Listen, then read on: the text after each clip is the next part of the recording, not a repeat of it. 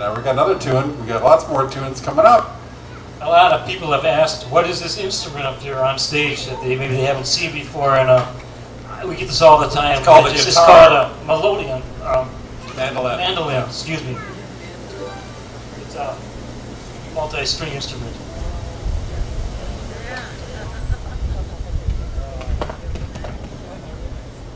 But this instrument here is called a melodica. It's an instrument I invented based on the melodica. And it's a wood instrument, it's a free reed instrument. There's a reed for each note. And it's interesting because if you play notes on this, nothing will happen. And if you blow into this mouthpiece, again, nothing will happen. But if you blow into the mouthpiece and play the keyboard at the same time,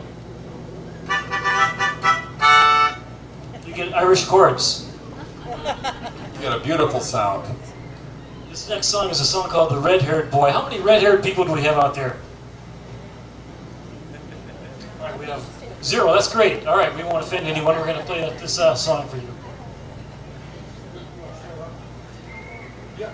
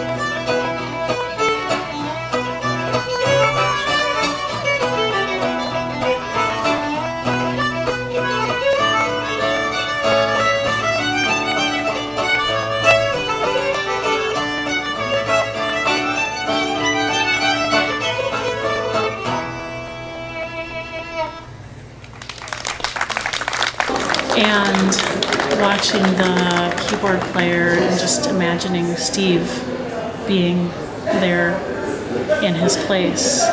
And I could just see Steve with a huge smile on his face.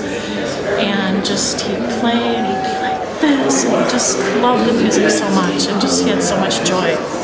We're here for Steve Hegman, a good friend of many musicians in town. We're celebrating his life. He recently passed away from a tragic accident, and he played with so many musicians in town and so many variety of things that we felt that after the shock of all this was over with and we could get our heads around this, that it was time to celebrate his life, and that's what we're doing tonight. So what we're going to do is give a little sampling of some of the different things that Steve was involved with. Now, if we were to try to do everything, we'd be performing a wedding up here, we'd be having Jackson Brown up here talking about the melodica he bought from Steve and all kinds of stuff. He was quite a guy.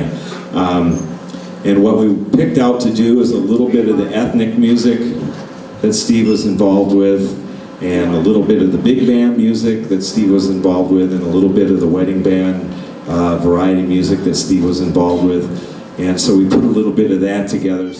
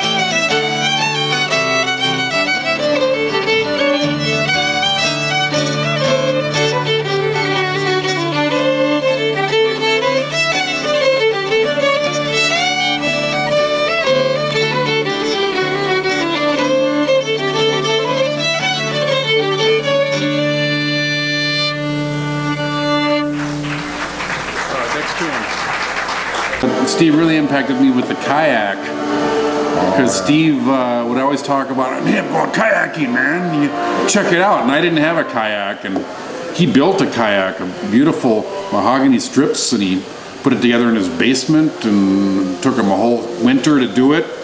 And the thing only weighed 40 pounds, and just a beautiful piece. And so I went out and bought a kayak, and then after that, this was about 10 years ago, after that we spent a lot of fun times together over at Cedar Lake, Hidden Beach, Twin Lake, and we just hang out and drank beer and went swimming, and just we went kind of kayaking together in the St. Croix River a couple times. And Steve would reinvent himself, I think, every couple of years. I think you're right, Jim. He would become a minister. He'd get a certificate from the internet for $30, and he'd start doing weddings. My God, and I played a gig, violin, and I get to the gig, and there's Steve in his gown, his robe. I'd never seen him that way. I was kind of shocked in a way, but he did a good job. It was amazing. And then, 5 years later, he's an accordion player. And before that, 10 years before that, he picks up this melodica. Yeah. And then he calls me on the phone. I got this idea for a website, melodicas.com. You think I should get it? And I said, I don't know. I'm melodicas. Who's going to want to buy a melodica? He did well with them. But he sold a lot of melodicas, and his website was like a font of information about melodicas. There's interviews with Toots Thielemans about harmonica, and he sold melodicas to some major recording artists, Sadesky, Martin, and Wood. The keyboard player in that band, he sold a melodica to, and he had a testimonial on his website. Your melodica is the best. My melodica. He invented this thing. He was a real entrepreneur.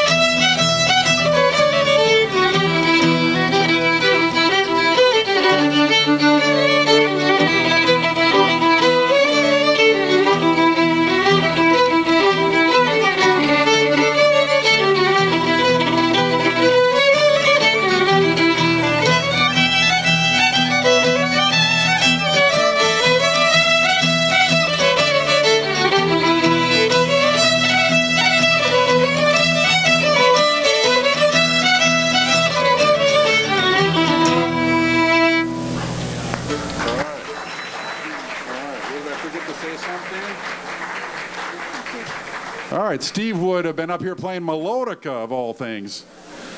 And melodica, that most traditional of all Irish instruments. Well, he definitely always was young at heart. He was like a child. And I was like a child too in some ways, and we would go up north and we'd go for a walk in the dark. And he loved that because we walked, down the road through the forest with no lights and no flashlights. And he just said, "No, I've never done this before with anyone. This is so cool." So we just enjoyed that. He taught me to just always see things with a fresh eye. And you can close your eyes and still see him, can't you?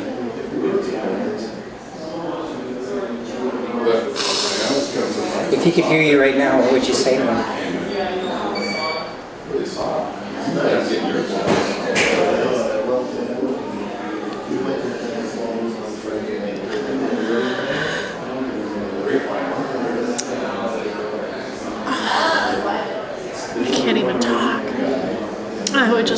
the original violin player? that I miss him. And I miss his smile. And he used to call me and he'd say cuckoo choo. Just like a silly thing, you know. And I just miss that. Just his smile, his just goofiness.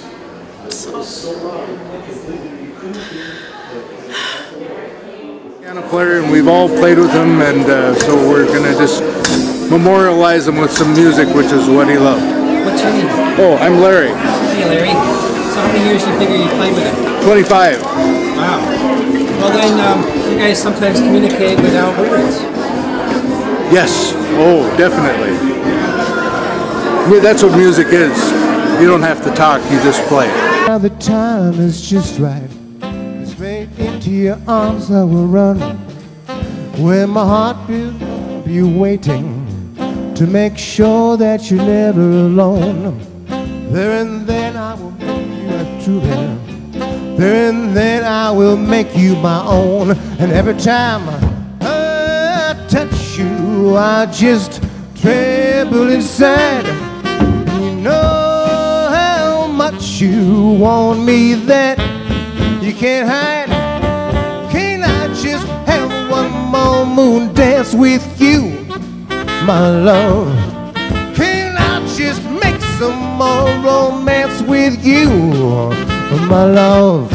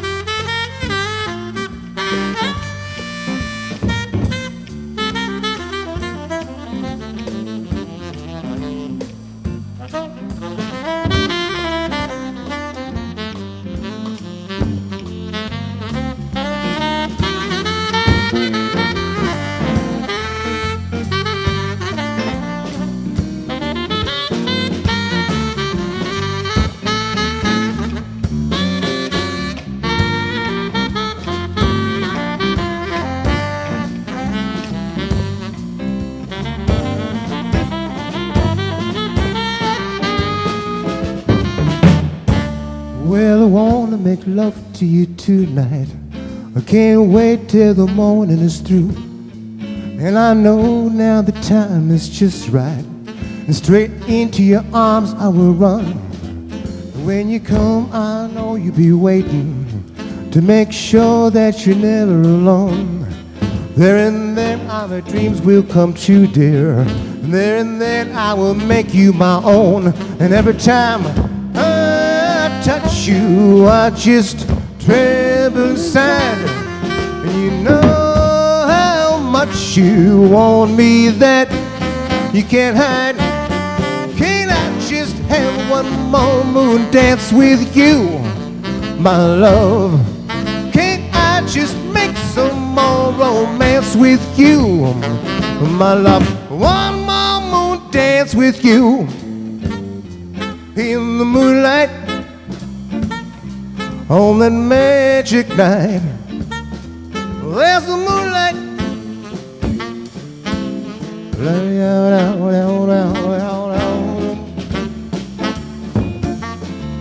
Can I just have one more moon dance with you, my love?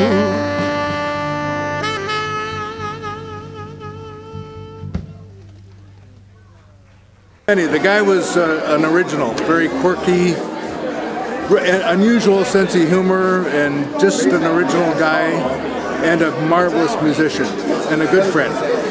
Well, we met in a Kmart. I thought he looked familiar, so I said, do I know you from somewhere? Yeah, this is back in 1991, so it was a while ago.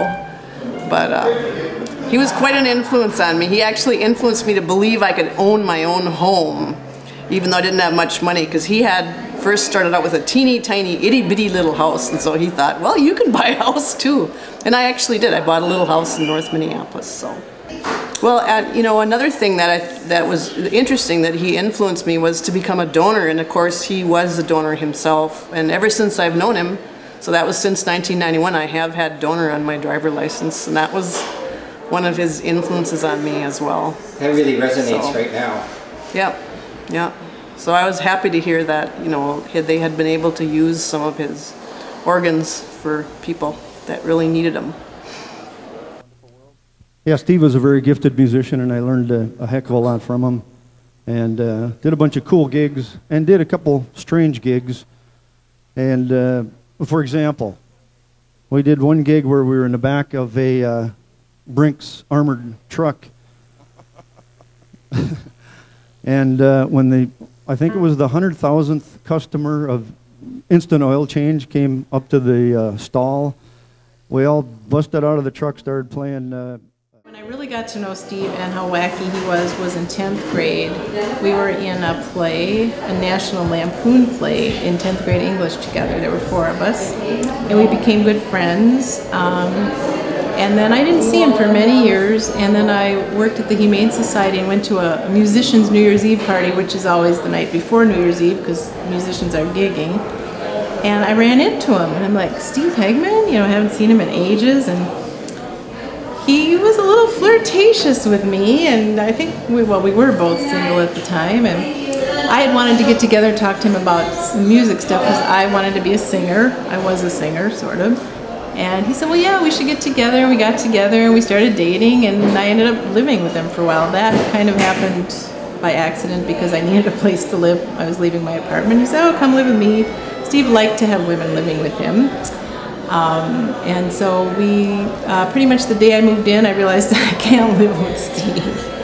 I love him dearly, I always will, but we were not meant to live together. And I think we both knew that. So I stayed there, I don't know, it was 9 months, maybe.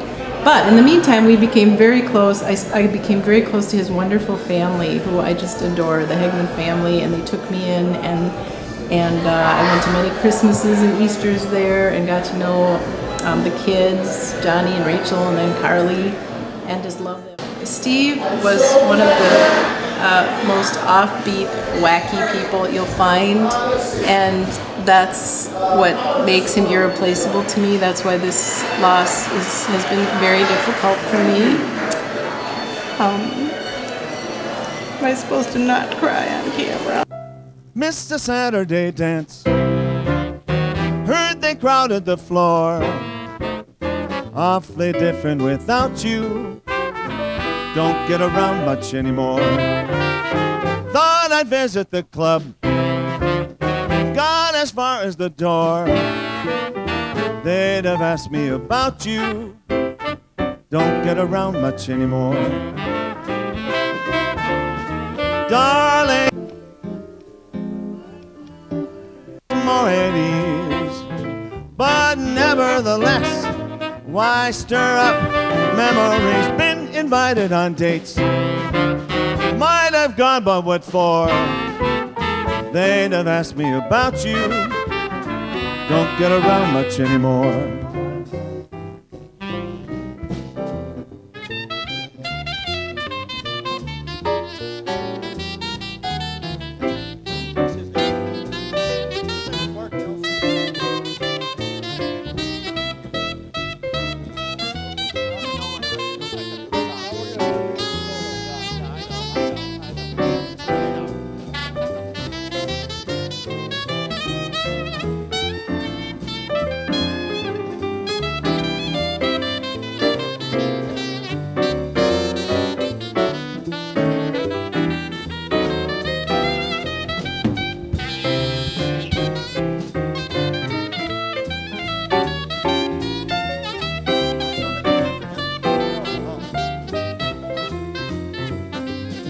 Mark Nelson.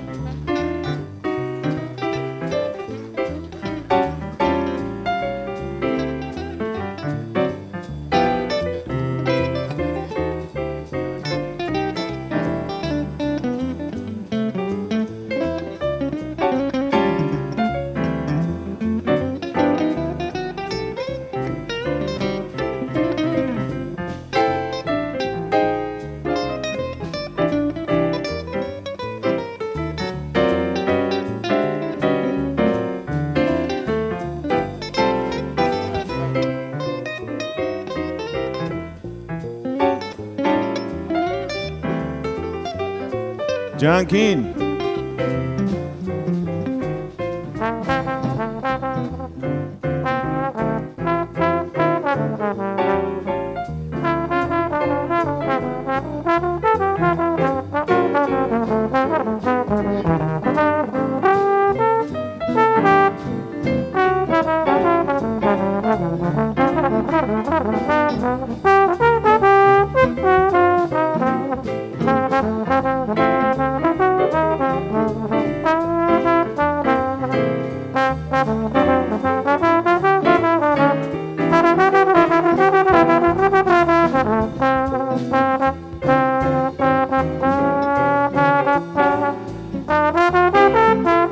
Chris Wiley.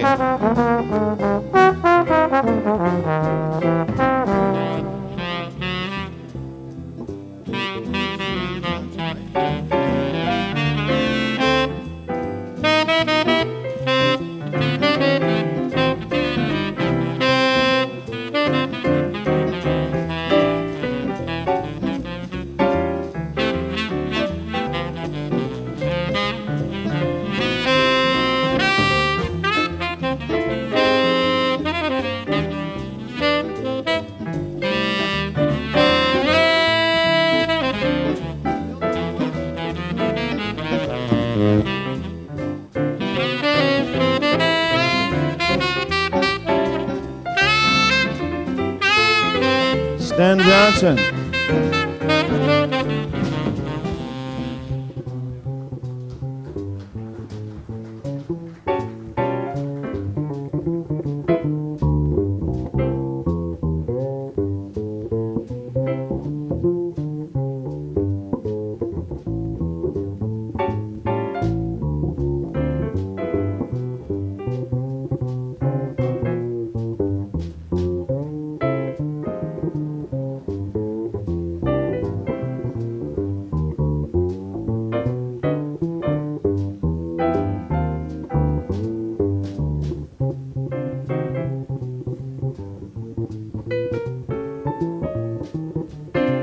Bill Granke. Missed the Saturday dance. Heard they crowded the floor. Awfully different without you. Don't get around much anymore. Thought I'd visit the club. Gone as far as the door. They'd have asked me about you. Don't get around much anymore.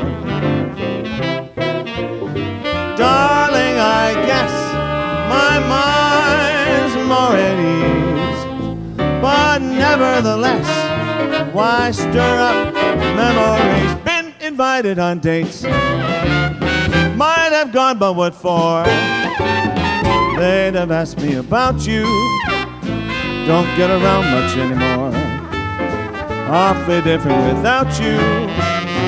Don't get around much anymore.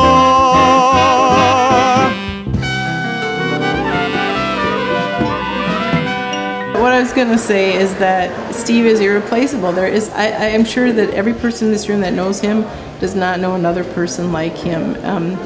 And to say he was offbeat, I mean, we all know offbeat people, but he was just off the curve entirely, and very creative, very clever. He wanted to make people laugh, and he wanted to entertain people and share music with them, and I think he just wanted to make people happy, and I don't think he knew how much he did that. That sure was apparent, you know, after his death, and I just hope that he knew and knows now somehow that so many people loved him and appreciated him, and how many people he did touch. Obviously, he touched me for much of my life. He was always, you know, in many ways we were soulmates, and even though we weren't meant to stay together and live together forever, we were friends. We were forever friends, and I knew that he cared about me forever, and I think he knew likewise about me. And oh, I started to say earlier that, you know, he remained friends with a lot of his ex-girlfriends, and how many people can say that? I mean, he was just that kind of guy that once you loved him, you always loved him, and I will never forget him. And when D.C. when I come home to you, San Francisco,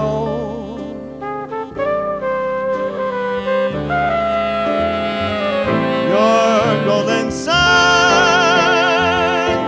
will shine for me.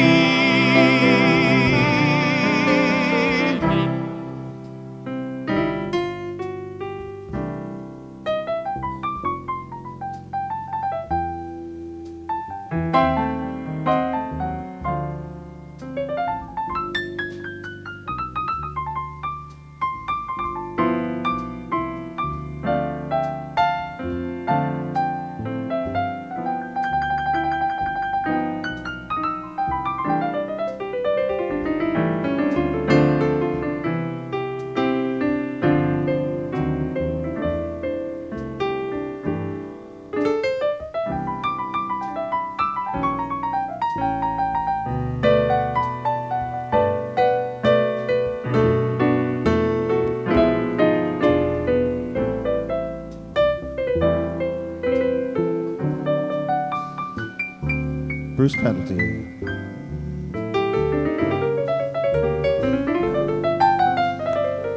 My love waits there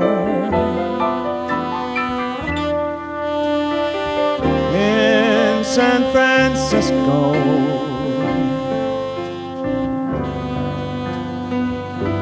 above the blue.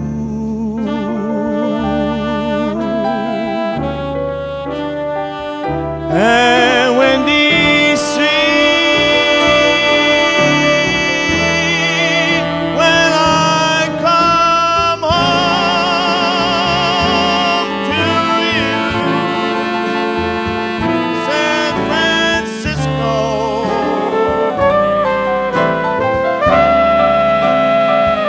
your golden sun will shine for me.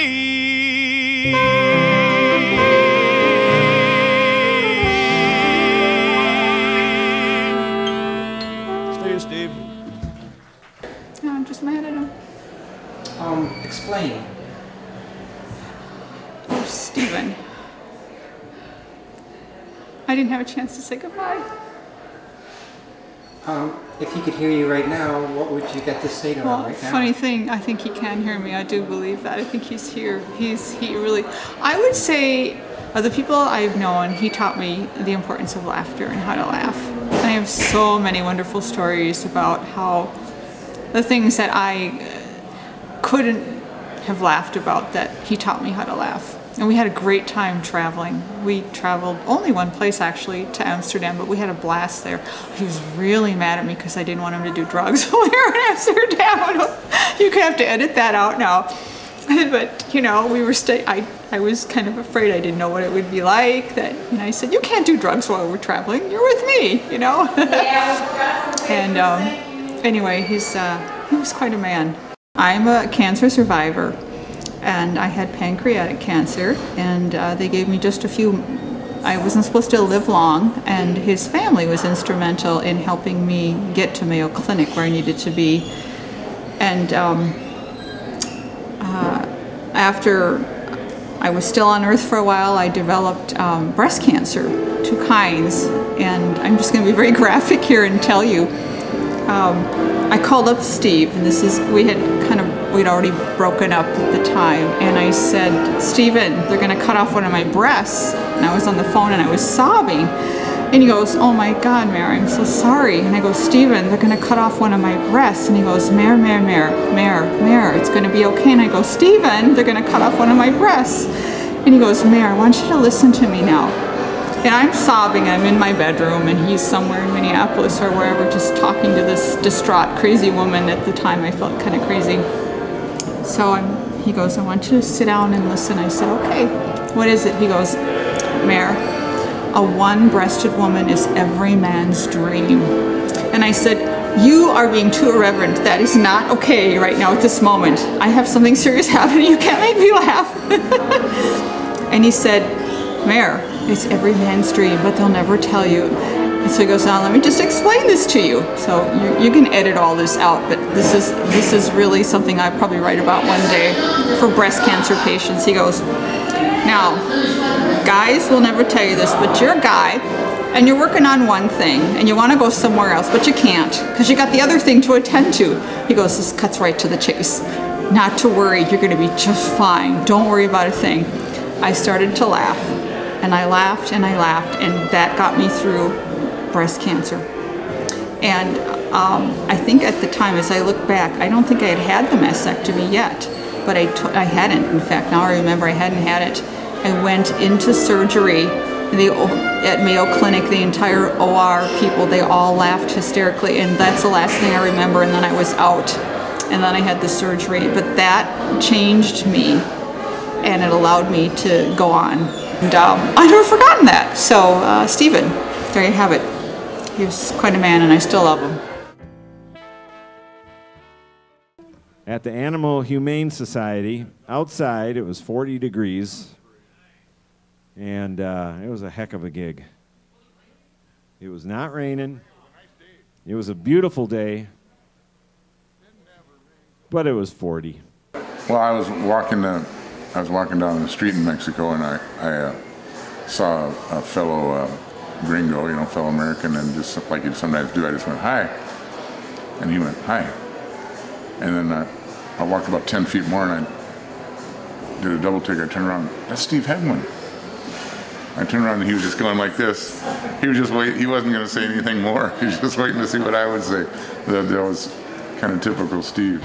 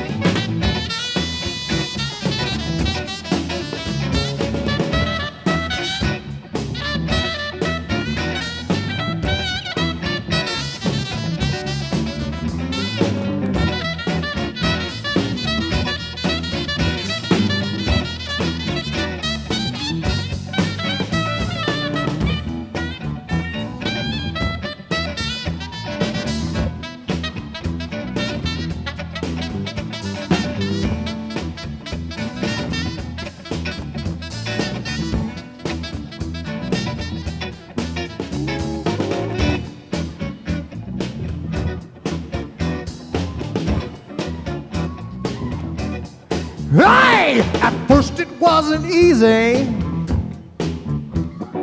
changing rock and roll and vibes, and things were getting shaky. I thought I'd have to leave it behind, but now it's so much better. So much better. I'm funky now in every way, but I'll never lose that feeling about how I learned my lesson that day. And they were dancing and singing and moving to the groove, and just when it hit me, somebody turned around and shouted, "Play that funky music, white boy. Play that funky music right. Play that funky music, white boy. Lay down the boogie and play that funky music till you die. Till you die. Whoa, till you die." They shouted, "Play that funky music. Play that funky music. Play that funky music. You got to keep on playing funky music. Play that funky music, white boy."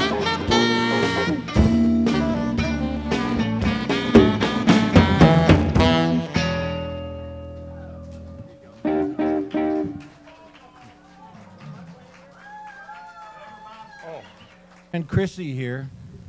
Hi, Chrissy. Chrissy had Steve in her band, and then the big changeover came. She did a bunch of gigs, duets and stuff with him, and then she had her band, etc., for many years, and I was right on the cusp. I actually did 2 gigs with Steve, but we were also co-landlords in different landlordial worlds. And he taught me a few finance things, and I showed him how electricity works. And that's how I knew Steve, and he had a different kind of a way about him. Angularity, I refer to it as.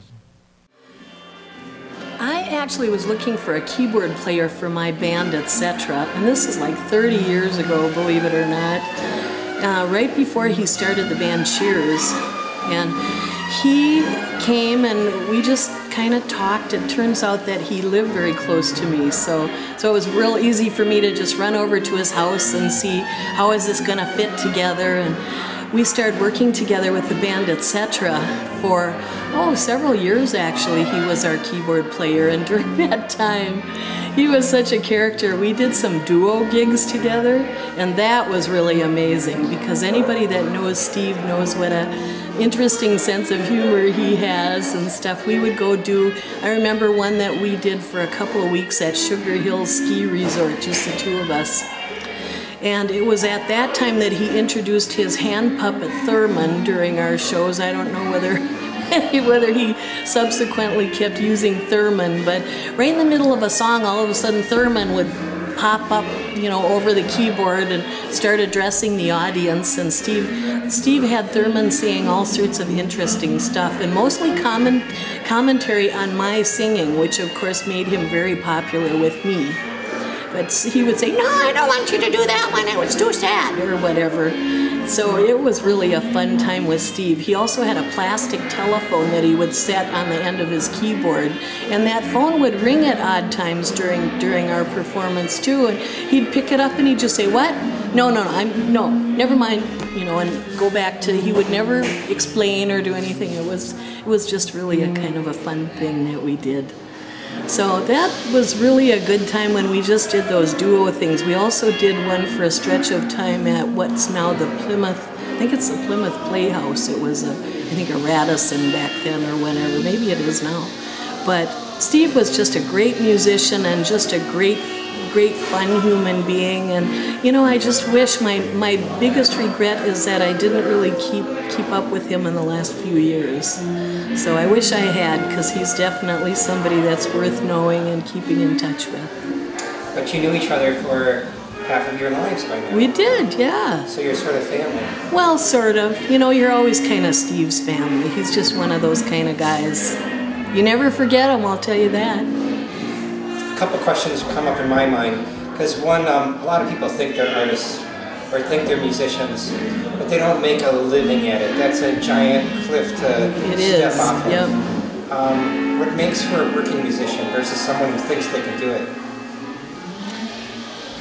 You know, there are many talented amateurs. I think the thing that really does it is if you're willing to actually do the work to work.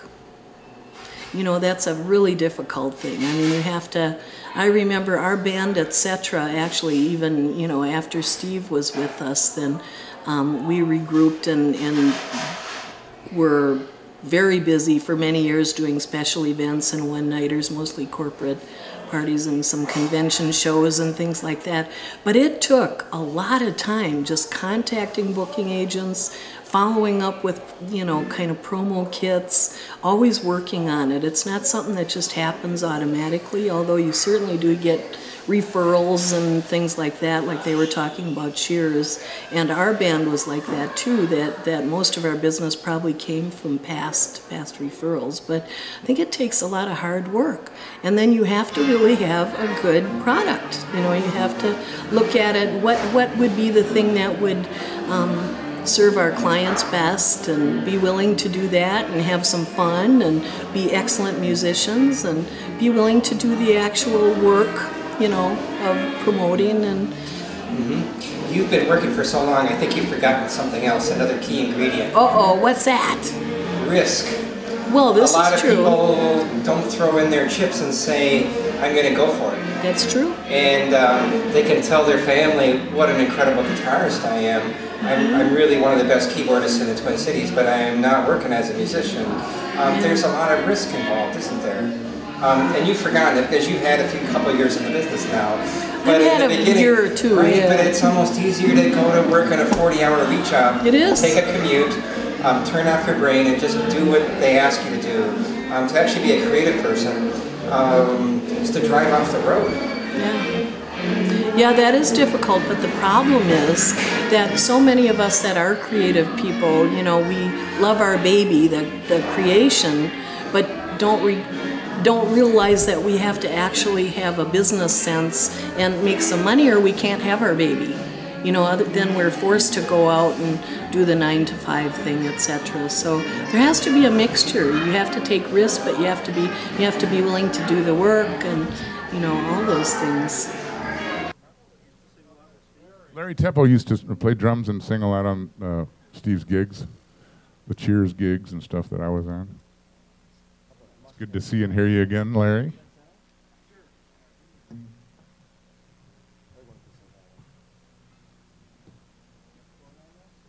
All right, we've decided on Mustang Sally, and I just want you to know this is the first time I've ever done Mustang Sally for free. This is John Keane on guitar. Yeah. Give it up. Yeah. Come on, make some noise. Mud Shark. It's not your turn yet. No, but he's Mud Shark.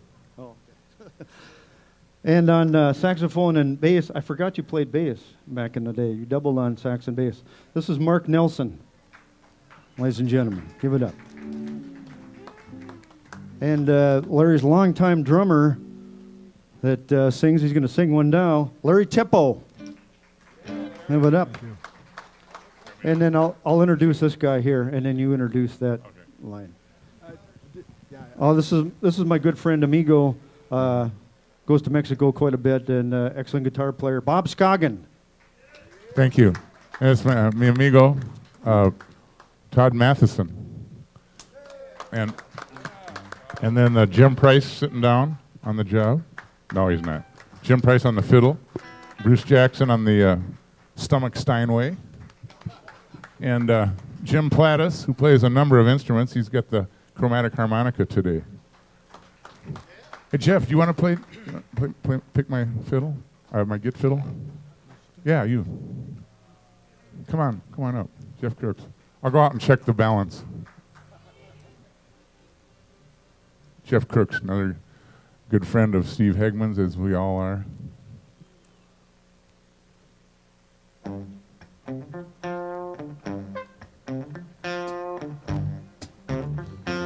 Hey.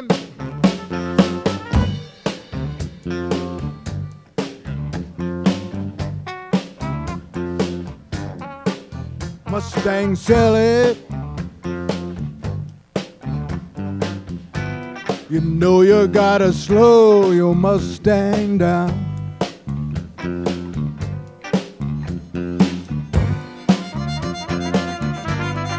Mustang Sally now, baby. You know you gotta slow your Mustang down.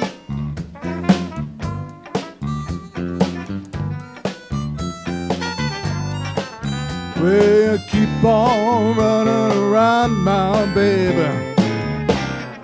Gonna put your flat feet back on the ground.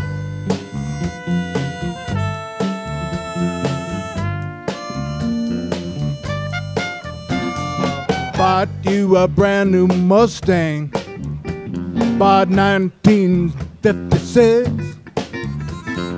You come on with that dignified woman, ain't gonna let me ride Mustang Sally now, baby. You know you better slow your Mustang down.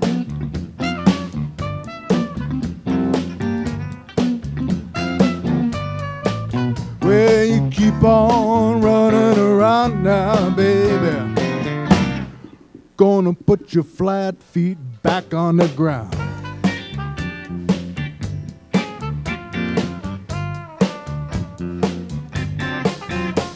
'Cause all I'm gonna do is ride around Sally. Ride, Sally, ride. All you wanna do is ride around Sally. Ride, Sally, ride. All you wanna do is ride around Sally. Ride, Sally, ride. All you wanna do is ride around Sally. Ride, Sally, ride. One of these early mornings, baby, gonna be wiping your weeping eye.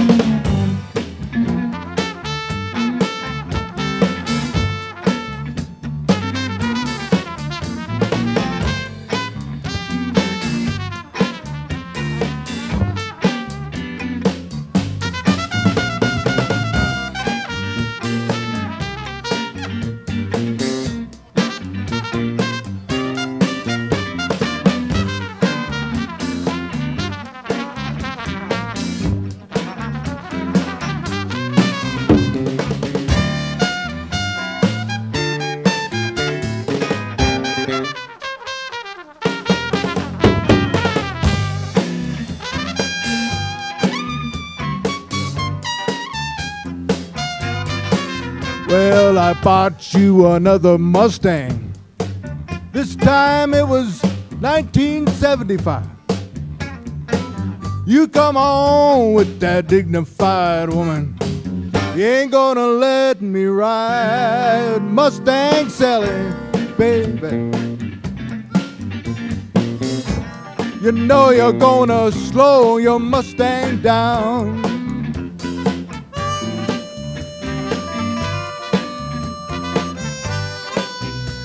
You keep on running around now, baby. Gonna put your flat feet back on the ground.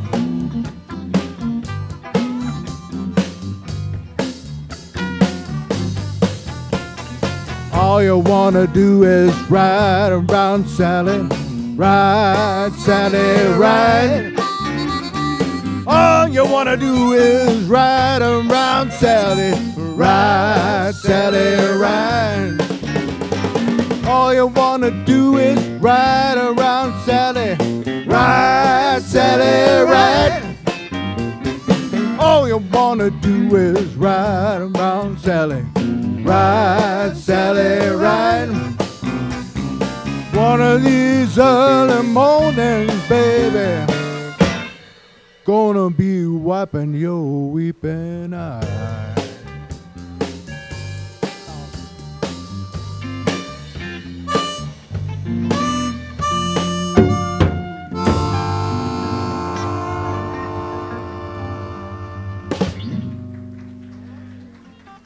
Thank you. Thank you.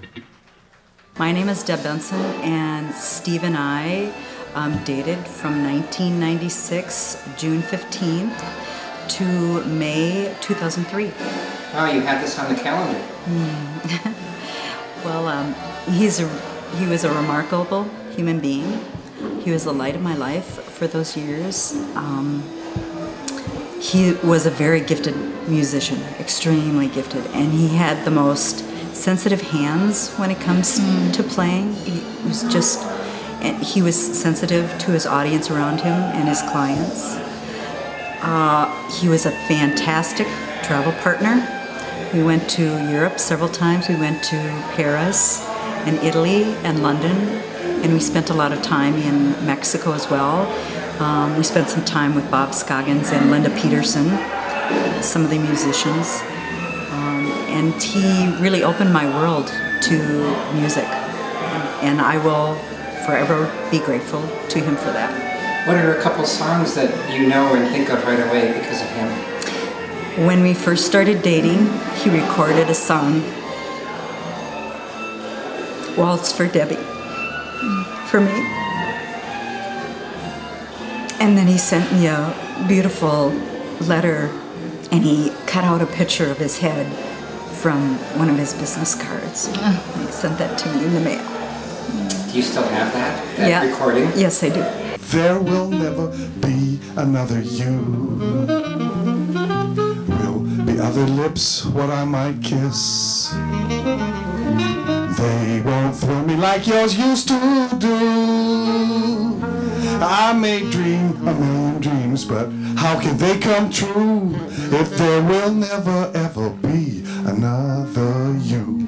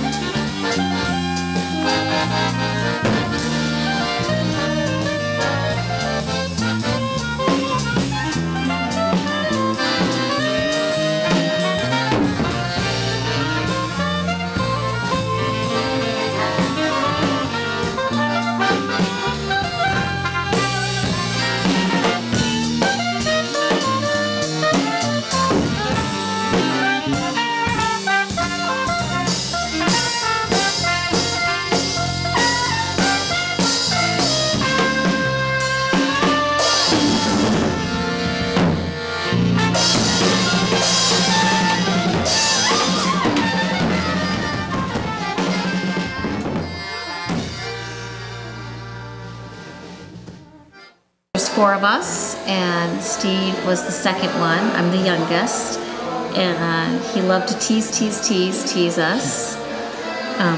And he loved to tease me, especially. And he called me his little sis. But Steve was great. He was wonderful. We loved him. He was talented. He was quirky. He could drive me crazy. He could do the most goofy, funny things. And then he could turn around and be so compassionate and loving. He was a wonderful uncle to my kids, 3 kids. They love him. They think he's cool. They think he was wonderful. He was kind to them. He tried to talk to them about whatever they were interested in. My son was big into basketball, and Steve knew nothing, like 0, about basketball. And he would always try to talk to Johnny about basketball, even though he didn't really know what he was talking about. He did a piano recital with my daughter, Rachel. He loved the fact that she played piano, and told her that his grand piano would go to her when he died, which we thought would be in 30, 40 years. And Carly, my youngest, he was so sweet with, so kind with. She did choir, and he would always ask her, now, what do you look at when you look at the notes? And what do you think about when you look at the notes? But there was 4 of us kids and my mom and dad, and we're very, very close family. So it's heart-wrenching that he's gone, but you know, we think about all the memories that we have. When my dad died, true to Steve's fashion, he said he was going to do the eulogy, part of it. And we said, well, what are you going to say? And he was kind of in like a crabby mood. He wouldn't tell us what he was going to say. So we're like, oh gosh, what is he going to say? Because Steve could be really quirky too. But he got up and he gave the most heartfelt, beautiful, wonderful eulogy for our father. And we were just like, Steve, that was so wonderful. You know, but he, you know, true to Steve, he was like, no, he wouldn't tell us what he was going to say. He just had to get up and do it his own way. But he just was wonderful, and we miss him, we love him, we feel like he's with us right now still. My brothers and I have felt many times that he's been with us in this last couple months as we've had to go through this whole process of grieving suddenly with such a tragedy, but he was just a wonderful, wonderful big brother. Is there a song or 2 for you that comes to mind right away? Well, there is a song, and it's when Steve died, we took him off life support, and we sat with him in the OR room when we took him off life support because he was donating his organs, and they played soft jazz music. And the song that he passed to was called California, Here I Come, and they gave me this note in a jazz music. And so fast forward like a month or so, I'm going through, cleaning through Steve's stuff, and he has 5 million records, 5 million CDs, and 5 million cassette tapes. Great collection. And a lot of the cassette tapes we were just kind of putting aside in a box because, you know, nobody has cassette tape equipment anymore. And there was this random one sitting up on a shelf, and I wasn't even really looking at the cassette tapes, we were looking more at the CDs and stuff. And I picked up this cassette tape, and it said, California, here I come. So that's what I think of. One other thing too, and I don't know if I'll use this or not, but the men here have noticed something tonight. There's many ex-girlfriends. Exactly, and you're the fourth one I put on tape. And the men have noted that they weren't sure if they could pull that off for their lives. So that might be an interesting quality of Steve, is that you can actually gather these women and they don't dislike each other. They seem to be, and that doesn't always happen. No, we've had very, very, very close relationships with Steve's girlfriends because they've been part of our lives. Debbie was the longest part of our life. Judy, Mary was a short part, and then Susan was a long period ago, but also an important part.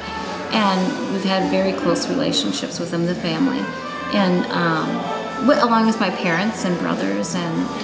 But Steve was very caring. And you dragged him into your family. He did. But we welcomed him into our family. They did. I mean, it's not. They were so welcoming, and that was a big part of Steve, his compassion, and he was always the type of person, I welcome you in. That was just a huge, huge part of who he was. Very big part of who he was.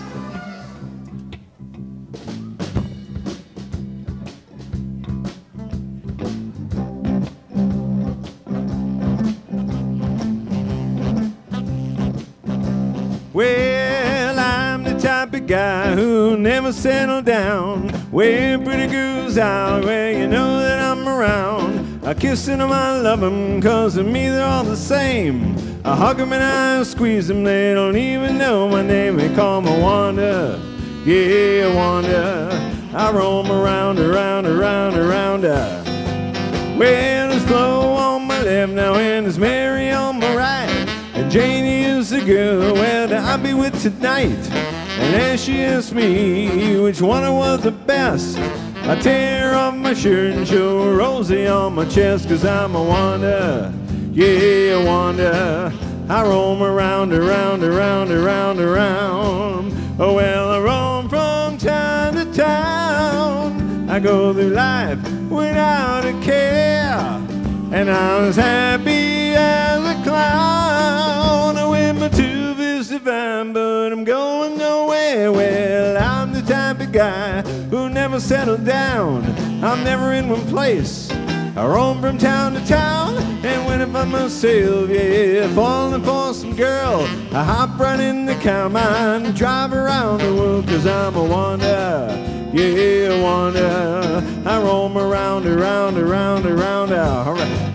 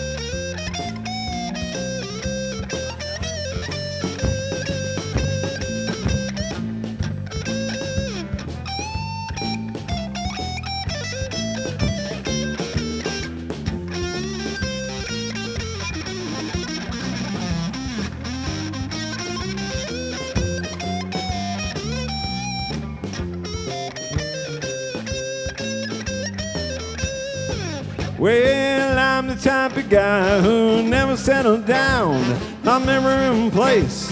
I roam from town to town and went by myself, yeah. Falling for some girl, I hop right in the Hegman and drive around the world, 'cause I'm a wanderer, yeah, a wanderer. I roam around, 'cause I'm a wanderer, yeah, a wanderer. I roam around and around and around, 'cause I'm a wanderer, yeah, a wanderer. I roam around. All these years, I never realized, actually I never thought that it was possible for a male to really love a female as much as I know women love men until I met Steve. It was a great and true and deep love. And actually, it's the end of the night right now, and at some point during the night I got out my calendar and I counted up the days we were together. It came to exactly 90 days. And so of all the people you've talked to, and really of all the people who are here tonight, I probably knew him the least, for the least amount of time. But I feel like every day was like a month. And so if you figure that, I figured that out too, it's 7.5 years. 7.5 years worth of being with him, having fun with him, and of course it wasn't long enough. He always said, oh, we've got time, there's more, we'll have time for that. And of course we didn't, but he died happy, and I love him, and he loved me, and he loved his former girlfriends. I knew that before I met him, and I think that's really cool. And how many people can say that? You don't see, that doesn't happen every day. Off the record, a number of the men commented on that tonight, Holly, and we didn't think that many of the men could have stood that test, where they could bring in their ex-girlfriends to a party and they could all get along. So some of the men were a little like interested about that. Oh yeah. They thought it was notable. Yes. Yep. Who said, I love you first, Steve or you? I remember... what was the occasion? Do you remember the moment? Yeah, we were in bed, and I said, at one point I said, oh, I like you. And he said, I love you too.